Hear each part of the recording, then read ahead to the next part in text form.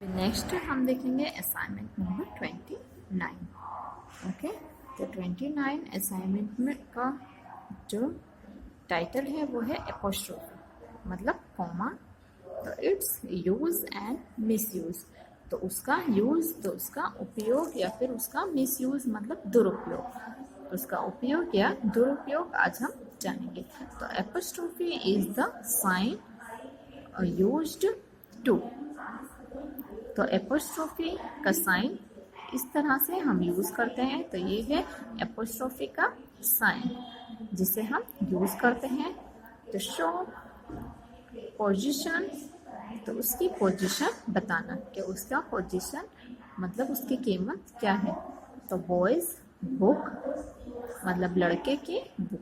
तो ये एपोस्ट्रोफी अगर यहाँ पर आती है तो ये क्या हो जाएगा, लड़के की बुक, लड़के की किताब। गर्ल्स फ्रॉक, तो लड़की का फ्रॉक। और अगर हम ये एपोस्ट्रोफी को हटा देते हैं और बॉयज बुक लिखेंगे तो ये क्या हो जाएगा, लड़कों की किताब, लड़कों किताब। इस तरह से इसका जो मीनिंग है वो पूरा ही चेंज हो जाएगा। काउज हॉर्न्स, तो मतलब गाय के कान, हॉर्न्स उसके सींग। एलिफेंट्स ट्रंक, तो मतलब हाथी की सूंड। For plural nouns ending in s or es, the apostrophe is put after the ending letter s and no further letter s is ended afterwards to avoid hissing sound.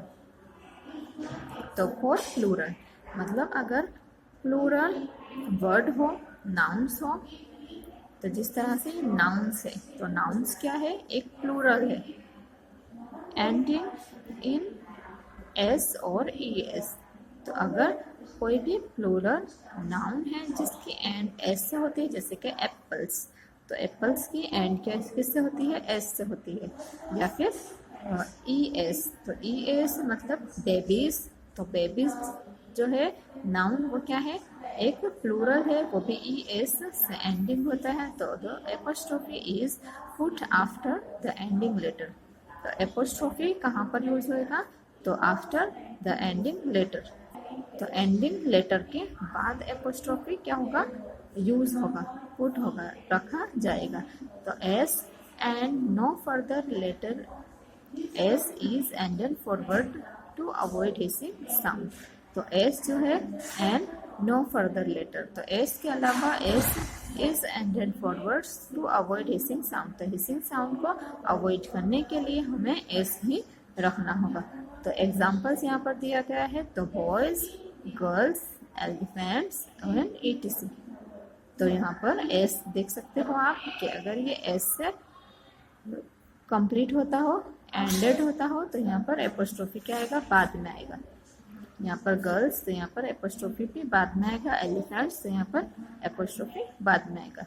But when the plural noun is formed without the addition of s or es, the usual s is ended often the apostrophe after the apostrophe.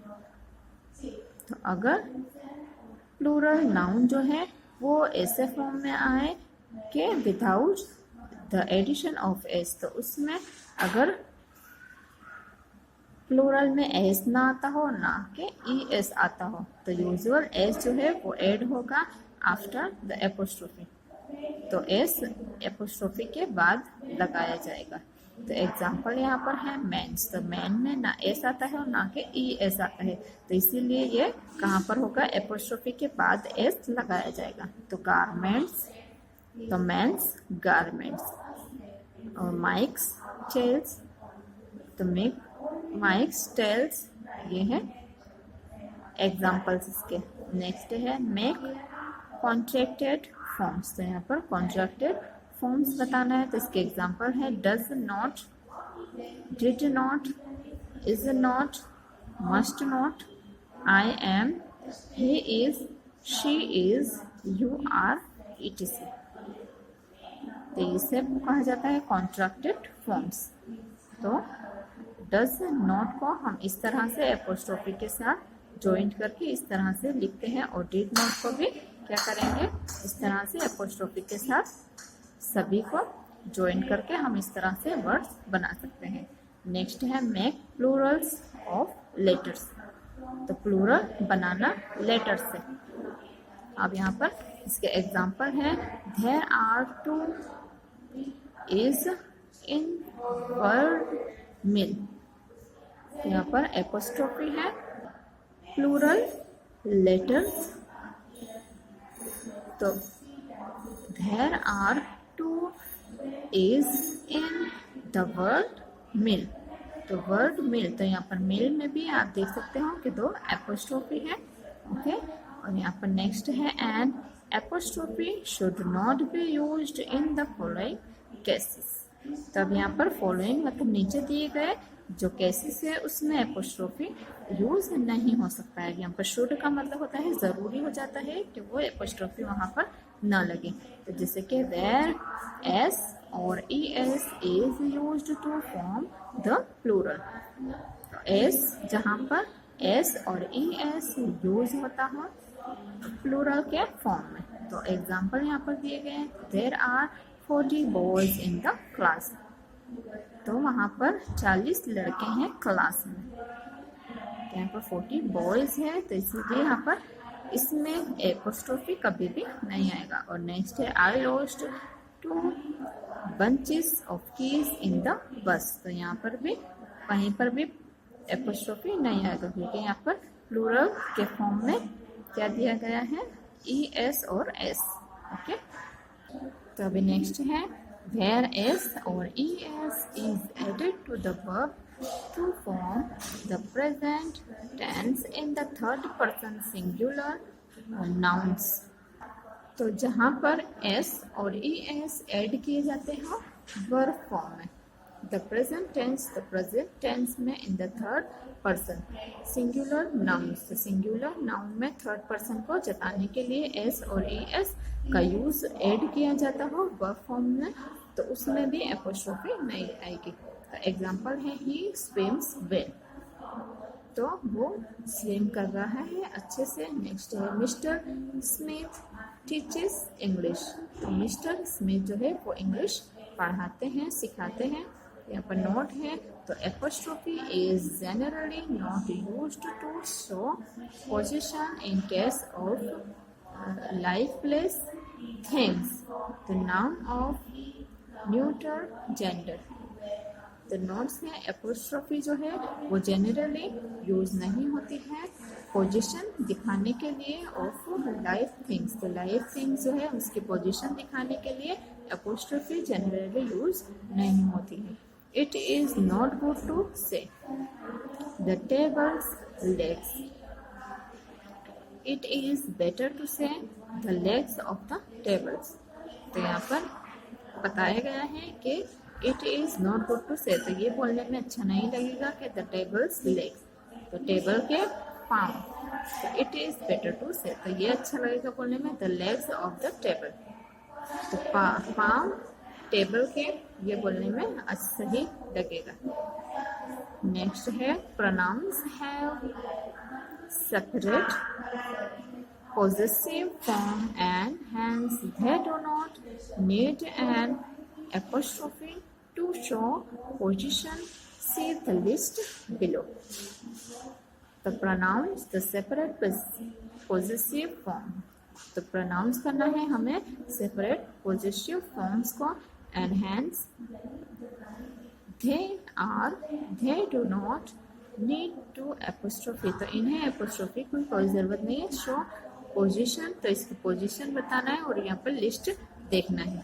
तो pronoun तो आई और possessive form तो my या फिर mine. तो आई के साथ क्या आएगा, पोजेसिव फॉर्म क्या होगा, माय या फिर माइन। और यहाँ पर वी तो पोजेसिव फॉर्म में आर या फिर आर्स। यू तो योर या फिर योर्स। ही तो हिज, शी तो हर और हर्स। इट तो इट्स, थे तो थेर्स। ओके, तो अब यहाँ पर हम देख सकते हैं कि यहाँ पर सेपरेटली क्या दिए गए हैं, पोजेसिव। तो प्रोनाउन दिए गए हैं और उसके पॉजिटिव फॉर्म्स दिए गए हैं। तो यहाँ पर सीधा लिस्ट बिलो, तो यहाँ पर लिस्ट दी गई है। तो आई का प्रोनाउन और पॉजिटिव फॉर्म क्या होगा उसका, माय या फिर माइन, तो मेरा या फिर मेरा। और वी तो हमारा या फिर हम सभी का। और यू तो योर मतलब तुम्हारा और तुम सभी का। ही तो हिज, तो ये और इसका प्रोनाउन है। शी तो हर और हर्स। इट तो इट्स, दे तो देयर्स। ओके, तो वो तो उनका। इस तरह से यहाँ पे पॉजिटिव फॉर्म्स दिए गए हैं। नेक्स्ट है एक्सरसाइज नंबर 1। तो put apostrophe in the following sentences where necessary. तो जहाँ पर एपोस्ट्रोफी की ज़रूरत है वहाँ पर हमें क्या करना है, एपोस्ट्रोफी लगाना है। तो एपोस्ट्रोफी का साइन ये है। तो my uncles house is in Pune. तो मेरे अंकल का हाउस कहाँ पर है, पुणे में है। तो यहाँ पर माय अंकल्स, तो अंकल के बाद जो एस है वहाँ पर हम क्या करेंगे, एपोस्ट्रोफी लगाएंगे। तो यहाँ पर my uncles house is in Pune. तो पुणे के अंदर मेरे अंकल का घर है, तो अंकल का हाउस है। तो my uncles house is in Pune. यहाँ पर अंकल के बाद क्या करेंगे, हम एपोस्ट्रोफी लगाएंगे और एस को क्या करेंगे, अलग कर देंगे। ओके, नेक्स्ट है आई फाउंड ऑफ रोजेस। तो आई के बाद आपको पता है कि एम को प्रेजेंट करने के लिए हमें यहाँ पर एपोस्ट्रोफी लगानी होती है। ओके, और रोजेस जो है वो क्या है, प्लूरल है, तो इसीलिए यहाँ पर एपोस्ट्रोफी यूज नहीं हो सकता है। तो ये रोजेस है। अगर गुलाब है बहुत सारे तो इसीलिए यहाँ पर हम एपोस्ट्रोफी यूज नहीं करेंगे। तो आई एम, तो आई को और एम को अलग करने के लिए हमें यहाँ पर एपोस्ट्रोफी यूज करनी होगी। ओके, तो अभी नेक्स्ट है he did not show me his homework. तो यहाँ पर आप देख सकते हो कि डिड नॉट, तो यहाँ पर क्या होगा, एपोस्ट्रोफी लगाई जाएगी। तो ही डिड एन और टी के मिडल में क्या करेंगे, हम एपोस्ट्रोफी लगाएंगे। तो did not show me his homework. तो यहाँ पर एपोस्ट्रोफी शुड होता है लगाना। नेक्स्ट है there are two n's in the world running. तो there are two, not the world running. तो यहाँ पर आप देख सकते हो कि रनिंग में ऑलरेडी एपोस्ट्रोफी लगाई गई है। तो देयर आर टू। नेक्स्ट है has a clever boy.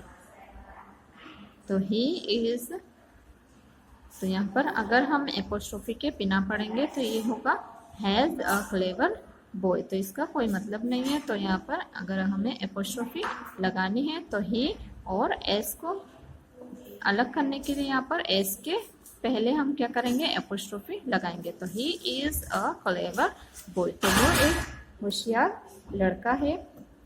Next है he goes for long walks every day. तो वो रोज लॉन्ग वॉक को जाता है। तो he goes for long walks. तो यहाँ पर गोज में हम एपोस्ट्रोफी नहीं लगाएंगे क्योंकि वो हर रोज जाता है और वॉक्स मतलब चलने के लिए जाता है। तो वॉक एस यहाँ पर जो है उसको अलग रखने के लिए हमें क्या करेंगे, इसके बीच में एपोस्ट्रोफी लगाएंगे। नेक्स्ट है they can't win this match. तो वो ये मैच नहीं जीत सकते हैं। तो दे वैसे के वैसे ही लिखेंगे और कैन और नेट, कैन नॉट को अलग करने के लिए, कैन और टी को अलग करने के लिए हम एन और टी के बीच में क्या करेंगे, एपोस्ट्रोफी लगाएंगे। तो they can't win this match. Next है क्राउज आर बर्ड्स। तो क्रोज आर बर्ड्स। तो क्रो और यहाँ पर क्रो इज अ क्रो और यहाँ पर क्रो के बाद एपोस्ट्रोफी और यहाँ पर एस। तो क्रोज आर बर्ड्स, तो सारे कौवे जो होते हैं वो बर्ड्स होते हैं, परिंदे होते हैं। नेक्स्ट है we must not tell lies. तो वी और मस्ट एन और टी के बीच में एपोस्ट्रोफी लगाएंगे, टेल लाइज, तो हमें झूठ नहीं बोलना चाहिए। नेक्स्ट है Ram's house is near Sita's. तो राम के बाद में हम क्या करेंगे, एस के पहले एपोस्ट्रोफी लगाएंगे। तो Ram's house is near Sita's. तो राम का घर सीता के घर के करीब है। नेक्स्ट है my younger brother goes to a boys school. तो my younger brother goes a boys school. तो यहाँ पर बॉयज मतलब लड़कों की स्कूल में मेरा यंगर भाई जो है वो जाता है। नेक्स्ट है a ladies compartment is meant only for ladies. तो लेडीज कंपार्टमेंट का मतलब होता है कि सिर्फ लेडीज का ही वहां पर होना।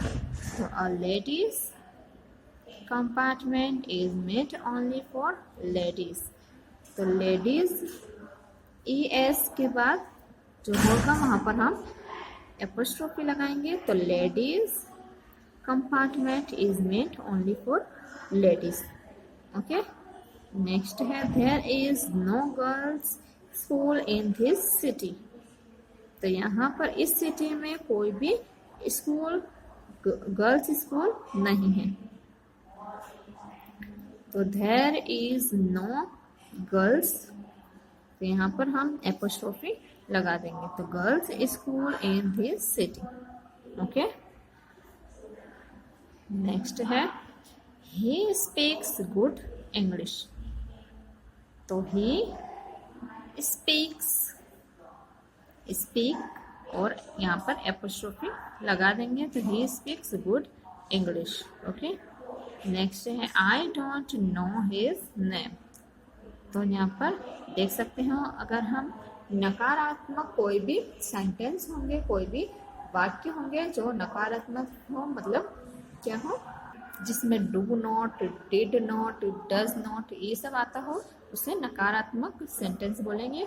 तो अगर वो आते हो तो उसमें मस्ट एपोस्ट्रोफी आएगा ही। जैसे कि आप देख सकते हो कि यहाँ पर आई, डोंट और एन और टी के बीच में क्या आएगा, एपोस्ट्रोफी आएगा। तो I don't know his name. Next है एक्सरसाइज नंबर 2। तो fill in the blanks space correctly as shown. तो फिल इन द ब्लैंक्स करना है, स्पेस करेक्टली एज शोन। तो जिस तरह से हमें यहाँ पर दिखाए गए हैं करेक्टली, तो उसे फिलअप्स हमें भरना है। तो द बॉयज स्कूल, तो इसका मीन होता है द स्कूल फॉर बॉयज। तो द बॉयज स्कूल मतलब लड़कों की स्कूल। तो स्कूल जो लड़कों की है। नेक्स्ट है द टीचर्स रूम, इसका मतलब होता है द रूम फॉर टीचर्स। तो टीचर लोगों के लिए जो रूम होता है उसे टीचर्स रूम कहा जाता है। नेक्स्ट है द काउज हॉर्न्स, तो इसका मतलब होता है the horns for cows. Okay. The horns of cow. Next है the tigers cage, the cage for tiger. तो एक केज जो कि टाइगर के लिए हो। द बर्ड्स नेस्ट, तो the nest for birds. Okay. तो यहाँ पर फिल इन द ब्लैंक्स, तो करेक्टली स्पेस में हमने सभी मीनिंग। तो इसका मतलब ये होता है जैसे कि द बॉयज स्कूल, तो स्कूल जो कि लड़कों के लिए है, और टीचर्स रूम, तो एक रूम जो कि टीचर्स के लिए हो। और काउज हॉर्न, तो हॉर्न जो कि काउज के हो। द टाइगर्स केज, तो एक केज जो कि टाइगर के लिए हो। द बर्ड्स नेस्ट, तो एक नेस्ट मतलब एक घोंसला जो कि सिर्फ बर्ड्स के लिए ही हो। तो यहाँ पर हमने देखा एपोस्ट्रोफी का यूजेस, कि किस तरह से हम एपोस्ट्रोफी यूज करके सभी वर्ड्स को क्या कर सकते हैं, करेक्टली यूज कर सकते हैं। ओके। तो आज हमने असाइनमेंट नंबर 27, 28 और 29 को अच्छे से डन कर लिए हैं। ओके।